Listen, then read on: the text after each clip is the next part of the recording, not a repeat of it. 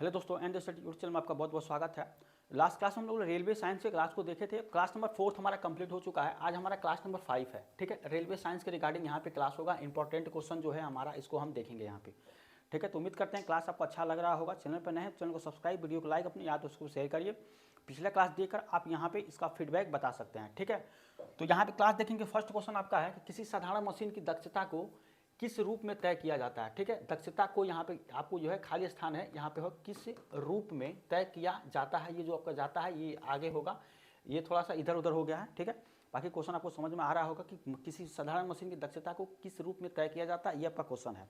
ठीक है, तो ये आपका हमेशा क्या होता है, यांत्रिक लाभ बाई वेग अनुपात। ठीक है, यांत्रिक लाभ बाई ये किस में होता है, वेग अनुपात। ये आपका ये होता है आपका यांत्रिक लाभ बाई वेग अनुपात, ये दक्षता होती है। ठीक है, दक्षता, और इंटू ये होता है 100%। ठीक है, 100% यहाँ होता है। और यहाँ पे मशीन की जो दक्षता की बात करेंगे, ये क्या होता है आपको दक्षता, ये होता है आउटपुट बाई इनपुट। ठीक है, इनपुट इंटू 100। ठीक है, इसको यहाँ पे याद रखेंगे। देखिए, ये यहाँ पे 100 नहीं होगा, यहाँ पे 100 होगा। ठीक है, तो ये आपका होता है मशीन की दक्षता, आउटपुट बाई इनपुट इंटू 100 यहाँ पे होता है। ठीक है, तो ये ऑप्शन नंबर सी होगा। ठीक है, ऑप्शन नंबर सी यहाँ पे आंसर हो जाएगा। तो ये क्वेश्चन था। अगला क्वेश्चन देखेंगे यहाँ पे। देखिए, यहाँ पे अगला क्वेश्चन है आपको कि 2 मिनट तक किसी बिजली के बल्ब द्वारा इतना मीटर एम्पियर की धारा करंट खींची जाती है, तो परिपथ के माध्यम से प्रवाहित होने वाली विद्युत प्रवाह की जो है करंट की मात्रा बताना है। अब देखिए, इस क्वेश्चन को आपको जो है कितना अच्छे से ये यहाँ बढ़िया क्वेश्चन है। ये कह रहा है आपको कि आई का वैल्यू दिया गया, आई कितना दिया गया है, सॉरी यहाँ पे टी का वैल्यू दिया गया है। टी का कितना है, 2 मिनट। ठीक है, ये 2 मिनट है, इसको हम सेकंड में चेंज करेंगे। तो सेकंड में करेंगे तो ये हो जाएगा 2 × 60, मतलब ये क्या हो जाएगा 120 सेकंड। ठीक है, उसके बाद से अगर आप देखें ध्यान से तो ये टी हो जाएगा। और देखिए आई कितना है, 2 एम्पियर दिया गया। ठीक है, 2 एम्पियर आई दिया गया यहाँ पे। उसके बाद से आपको क्यों यहाँ पे बताना है, धारा आई इंटू टी। ठीक है, ये आपको बताना है। ठीक है, ये आपको बताना है। तो यहाँ पे क्या करेंगे, Q equals to I into T. ठीक है, ये यहाँ पे करेंगे तो ये हो जाएगा, ये आवेश होता है और यहाँ पे धारा इंटू समय हो जाएगा। तो आई कितना है, यहाँ पे आई है आपका 2 एम्पियर, ये हो जाएगा 2 इंटू ये है आपको 120। ठीक है, समय में तो आई कितना आ जाएगा, ये हो जाएगा 240। ठीक है, ये 240 कूलम्ब यहाँ पे निकल के आ जाएगा, ये आपका आवेश हो जाएगा। ठीक है, ये आवेश इतना हो जाएगा 240 कूलम्ब निकल के आएगा। ऑप्शन नंबर सी यहाँ पे आंसर हो जाएगा। ठीक है, उम्मीद करते हैं आपको समझ में आया होगा। क्वेश्चन काफ़ी अच्छा था, एग्जाम में ये पूछा हुआ क्वेश्चन है, इसलिए यहाँ पे हम इसको लिए थे। ठीक है, इसमें कुछ नहीं था, आपको समय दिया गया था, एम्पियर यहाँ पे आई का वैल्यू दिया गया था, आपको क्यों यहाँ पे पूछ रहा था। ठीक है, कि क्यों कितना होगा। ठीक है, इसके बाद देखिए अगला क्वेश्चन है। अगला देखिए ये अगला क्वेश्चन आपको कह रहा है कि इतना केजी वजन वाली कोई लड़की किसी रस्सी पर इतना सेकेंड, मतलब टाइम आपका कितना दिया गया, ये दिया गया 16 सेकेंड, और इतना मीटर हाइट कितना है 6 मीटर। ठीक है, तक चढ़ जाती है, तो लड़की द्वारा खर्च की गई शक्ति कितनी होगी। ठीक है, जी आपको यहाँ पे दिया गया। तो यहाँ पे शक्ति निकालने के लिए क्या होता है, W/T होता है। P इक्वल्स टू कितना होता है, W/T। ठीक है, अब ये होता है, अब W कितना हो जाएगा, mgh, जो वर्क होगा, ये हाइट की बात कर रहा है, तो W इक्वल्स टू किसके बराबर हो जाएगा, mgh के। ठीक है, अब इसके बाद से क्या आपको दिया गया, यहाँ पे दिया गया है जो आपका m के वैल्यू कितना दिया गया, 40 kg, यानी कि जो यहाँ पे m है ये आपका है 40 kg। ठीक है, m 40 kg है। g आपका कितना है, 10 है, 10 मीटर पर सेकेंड स्क्वायर। ठीक है, ये है आपका। और हाइट कितना है, हाइट आपको यहाँ पे दिया गया है, हाइट है आपका 6 मीटर। ठीक है, 6 मीटर हाइट दिया गया है। तो अब यहाँ पे क्या हो जाएगा, ये हो जाएगा पावर, मतलब यहाँ पे जो शक्ति होगी ये आपकी शक्ति हो जाएगी mgh। ठीक है, mgh कितना होगा, m हो जाएगा आपका 40, ये हो जाएगा 40, g हो जाएगा 10, हाइट कितना है 6 बाई यहाँ पे mgh बाई टाइम कितना है यहाँ पे, देखिए यहाँ पे W/T है, तो 16 सेकेंड यहाँ पे आपको दिया गया है। ठीक है, ये हो जाएगा। तो देखेंगे यहाँ पे 4 10 4। ठीक है, 2 और फिर यहाँ पे 5। ठीक है, 2 5 10, 25 6 यहाँ पे आपको लिखना है। ठीक है, 6 3 15, 150। ठीक है, यहाँ पे 150 वाट आपको निकल के यहाँ पाएगा। ऑप्शन नंबर बी हो जाएगा 150 वाट। ठीक है, जो पी होगा ये 150 वाट निकल के यहाँ पे आएगा। ठीक है, तो उम्मीद करते हैं कि आपको क्वेश्चन समझ में आया होगा। 150 वाट पावर निकल के आएगा, शक्ति जो होगी। ठीक है, और काफ़ी अच्छा क्वेश्चन था यहाँ पे। ठीक है, ऑप्शन नंबर बी यहाँ पे आंसर हो जाएगा। ठीक है, अब देखिए यहाँ पे जो है अगला क्वेश्चन आपको यहाँ पे हो जाएगा कि देखिए क्वेश्चन है आपका, कह रहा है कि स्थानांतरित ऊष्मा ऊर्जा की एसआई इकाई क्या है। ठीक है, अब देखिए यहाँ पे स्थानांतरित ऊष्मा ऊर्जा, ठीक है, ऊष्मा ऊर्जा की इकाई एसआई इकाई बताना है। ठीक है, ये आपको बताना है एसआई, तो ये क्या हो जाएगा, ये आपका हो जाएगा जूल। ठीक है, एक होता है सीजीएस, सीजीएस में क्या होता है, सीजीएस में आपका होता है कैलोरी। ठीक है, कैलोरी होता है। ठीक है, तो ये दो चीज़ आपके हैं यहाँ पे। ऊष्मा ऊर्जा का एसआई इकाई क्या है, जूल है, सीजीएस का क्या है, कैलोरी है। तो इस चीज़ को भी याद रखेंगे। यहाँ पे जूल आपका इसका हो जाएगा एसआई का, और कैलोरी की बात करता तो ये क्या होता है आपका सीजीएस में होता है ऊष्मा का। ठीक है, तो ये दो चीज़ें था यहाँ पे, काफ़ी अच्छा था। ठीक है, और ये विद्युत धारा का यहाँ पे एम्पियर हो जाएगा। ठीक है, यहाँ पे किलोवाट जो है भार का हो जाएगा। उसके बाद से यहाँ पे केल्विन है तापमान का। ठीक है, तो इसको भी यहाँ पे याद रखेंगे। जबकि ये था अगला क्वेश्चन, देखिए यहाँ पे नेक्स्ट क्वेश्चन देखिए, यदि किसी गेट के द्रव्यमान को गति को यहाँ पे 2 गुना कर दिया जाता है तो जो इसका गतिज ऊर्जा होगा वो क्या होगा।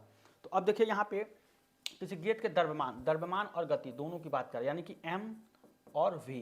ठीक है, इसको 2 गुना, यानी कि ये 2m हो जाएगा, ये 2v हो जाएगा। पहले मान लीजिए यहाँ पे m1 आपका m है और v1 आपका क्या है, v है। मीन्स क्या होगा, दोनों काइनेटिक एनर्जी यहाँ पे m2 ये v2 हो जाएगा, यानी कि काइनेटिक एनर्जी किसके बराबर होता है, ये होता है हाफ m v स्क्वायर। ये होता है काइनेटिक एनर्जी का फार्मूला। ठीक है, गतिज ऊर्जा जिसको कहते हैं। तो पहले कह रहे हैं आपको m है, मतलब पहले इसके बराबर है, मतलब kinetic energy half m v square के बराबर, बाद में उसको 2 गुना कर दिया जाता है। मतलब जो दूसरा काइनेटिक एनर्जी होगा यहाँ पे, ये हो जाएगा हाफ 1/2 2m। ठीक है, यहाँ पे 2m इंटू 2v स्क्वायर। ठीक है, ये है मतलब इस सबका यहाँ पे हो जाएगा। ठीक है, अब देखिए काइनेटिक एनर्जी 2 कितना हो जाएगा, ये हो जाएगा 1/2। ठीक है, इंटू ये हो जाएगा 2m इंटू ये हो जाएगा 4। ठीक है, 4v स्क्वायर हो जाएगा, तो ये कितना हो जाएगा 8। ठीक है, ये 8 आ जाएगा, और यहाँ पे हो जाएगा काइनेटिक एनर्जी 1/2 इंटू ये हो जाएगा 8m v स्क्वायर। ठीक है, तो हाफ m v स्क्वायर ये हुआ और ये 8 हुआ, तो यहाँ पे क्या आ जाएगा, ये आ जाएगा 1/2 half m v square into ये हो जाएगा 8। ठीक है, ये 8 हो जाएगा, तो कितना गुना हो गया, 8 गुना। ठीक है, यानी कि जो काइनेटिक एनर्जी होगा ये 8 गुना यहाँ पे ये हो जाएगा। ठीक है, 8 गुना यहाँ पे काइनेटिक एनर्जी निकल के आएगा। ये आपका क्वेश्चन था, यही पूछ रहा था कि पहले आपका m है तो उसको जो है मास को और वेलोसिटी को 2 गुना करेंगे तो कितना हो जाएगा, तो ये हो जाएगा आपका 8 गुना। मतलब पहले आपको यहाँ पे m1 है, ठीक है, उसके बाद से दो गुना कर रहे हैं, उसके बाद से ये आपका v है, तो ये कितना हो जाएगा, ये हो जाएगा आपका 8 गुना। ठीक है, यहाँ पे अगर इसका करेंगे तो ये हो जाएगा 2 दूना 4 दूना, ये हो जाएगा आपका 8 यहाँ पे, और ये हो जाएगा 8 गुना। ठीक है, तो उम्मीद करते हैं आपको समझ में आया होगा। इसके बाद भी कोई भी डाउट हो तो कमेंट करेंगे। ठीक है, अब देखिए नेक्स्ट क्वेश्चन देखेंगे यहाँ पे। देखिए, निम्नलिखित में से कौन सा सेंट्रल प्रोसेसिंग यूनिट सीपीयू और मुख्य मेमोरी के बीच इंटरफेस के रूप में कार्य करता है। ठीक है, तो ये जो आपका होता है क्या करता है, तो ये होता है कैश मेमोरी। ठीक है, कैश मेमोरी होता है ये। ठीक है, कैश मेमोरी इसको कहते हैं। ये सबसे तेज मेमोरी होता है, सबसे क्या होता है, तेज मेमोरी होता है। ठीक है, सबसे तेज मेमोरी होता है। ठीक है, और ये जो है प्राथमिक मेमोरी होता है। क्या होता है, प्राथमिक मेमोरी। ठीक है, इसको भी याद रखेंगे। ये कंप्यूटर का क्वेश्चन था, काफ़ी अच्छा क्वेश्चन था। ठीक है, कंप्यूटर से भी क्वेश्चन आपके एग्जाम में पूछता है, 1-2 क्वेश्चन आ ही जाता है, तो ये भी क्वेश्चन हम उसमें लेने की कोशिश कर रहे हैं। सीपीयू यहाँ पे जो होता है प्रोसेसिंग यूनिट, और इसका जो है मुख्य मेमोरी के रूप में इंटरफेस में क्या करता है, कैश मेमोरी होता है। ठीक है, ये क्वेश्चन था यहाँ पे, ये है कि कैश मेमोरी सबसे तेज मेमोरी होता है और प्राथमिक मेमोरी के अंतर्गत आता है। अब अगला क्वेश्चन देखिए यहाँ पे, कोई कार विराम अवस्था से नियत जो है इतना त्वरण के साथ में चलना शुरू करती है, 10 सेकंड में तय की गई दूरी बताइए। अब देखिए जो आपको दिया गया है, ठीक है, उसको यहाँ पे रख के क्वेश्चन सॉल्व करेंगे। ये क्वेश्चन आपको पूछा गया था एलपी में। ठीक है, कह रहा है कि कोई विराम अवस्था से नियत त्वरण, यानी कि जो ए का वैल्यू होगा ये है आपका 3 मीटर पर सेकेंड स्क्वायर, ये होगा, चलना शुरू करती है 10 सेकंड में, इस कार द्वारा तय की गई दूरी बताइए। ठीक है, अब देखिए टी जो है आपका टाइम, ये आपका 10 सेकंड है। ठीक है, टाइम जो है 10 सेकंड। कह रहा कि विराम अवस्था मतलब यूं बराबर ये 0 होगा, विराम अवस्था मतलब यूं बराबर इसका ये 0 हो जाएगा। तो अब देखिए यहाँ पे क्या होगा कि सबसे पहले अगर आप देखें v equals to U plus A T, V equals to U plus A T, ये आपका 0 हो जाएगा। ए आपका दिया गया, टी दिया गया है, तो दूरी आपको बताना है, तो v तो यहाँ पे काम नहीं करेगा। अब देखिए दूरी का मतलब s बराबर U T plus half A T square, ये यहाँ पे फार्मूला यूज होगा। ठीक है, s बराबर यू टी प्लस हाफ, क्योंकि दूरी ये आपका यहाँ बताता है। ठीक है, तो अब इस हिसाब से अब क्या करेंगे, यहाँ पे इसका वैल्यू पुट करेंगे यहाँ पे। अब देखिए s बराबर क्या हो जाएगा, ये हो जाएगा आपको 0, ये हो जाएगा 0 प्लस ये हो जाएगा हाफ इंटू ये हो जाएगा ए ए कितना है 3, ये है 3 इंटू टी स्क्वायर मतलब ये हो जाएगा 100, तो ये हो जाएगा आपका 50, ठीक है। ये हो जाएगा 150, एस बराबर कितना हो जाएगा, ये हो जाएगा 150 मीटर यहाँ पे निकल के आपका आएगा, ठीक है। दूरी जो होगा आपका ये 150 मीटर निकल के आएगा, यानी कि यहाँ पे देखें आप ऑप्शन नंबर ए इसका आंसर हो जाएगा 150 मीटर, ठीक है। तो ये क्वेश्चन था, काफ़ी अच्छा क्वेश्चन था, दूरी आपको कह रहा था यहाँ पे दूरी ज्ञात करिए, तो ये हो जाएगा 150 मीटर, ठीक है। अब देखिए अगला क्वेश्चन है यहाँ पे, किसी वस्तु का द्रव्यमान इसके किस पे माप है, तो ये है आपका जड़त्व का, ठीक है। और ये द्रव्यमान पर निर्भर करता है, किस पे निर्भर करता है, द्रव्यमान पर निर्भर करता है जड़त्व, ठीक है। द्रव्यमान पर निर्भर करता है जड़त्व, ठीक है। तो ऑप्शन नंबर सी इसका आंसर हो जाए, किसी वस्तु का द्रव्यमान इसके जड़त्व पे क्या करता है, जड़त्व के सांख्यिकी माप होता है जड़त्व, ठीक है, उस पर आपका निर्भर करता है। ये जड़त्व जो है आपका द्रव्यमान पर निर्भर करता है, और इसके द्रव्यमान के किसके यहाँ पे सांख्यिकी माप होता है, तो ये होता है जड़त्व का, ठीक है। क्वेश्चन समझ में आया, आंसर हो जाएगा ऑप्शन नंबर सी, यहाँ पे आपका आंसर हो जाएगा, ठीक है। इसके बाद देखिए अगला क्वेश्चन कि बर्फ की स्थिति से पानी की स्थिति में परिवर्तन से होता है की वजह क्या है। देखिए अब बर्फ है आपका, ठीक है, ये आपका बर्फ है, अब देखिए पानी जाता है, ठीक है, इससे आप क्या बनेगा, वाटर यहाँ पे बन जाएगा, ठीक है। तो बर्फ से जब आपका पानी जाएगा तो क्या होता है, तापमान में कमी, ठीक है। यहाँ पे उष्मा के अवशोषण, तापमान में वृद्धि, जब ताप बढ़ेगा इस पर जब आप ताप बढ़ाएंगे तो क्या होगा, बर्फ से ये क्या चेंज होगा, ये होगा आपका पानी में, ठीक है। तो तापमान में जब वृद्धि होगी तो यहाँ पे आपका क्या होगा, ये हो जाएगा ऑप्शन नंबर डी इसका आंसर होगा, ठीक है। ऑप्शन नंबर डी इसका आंसर हो जाएगा, बर्फ की।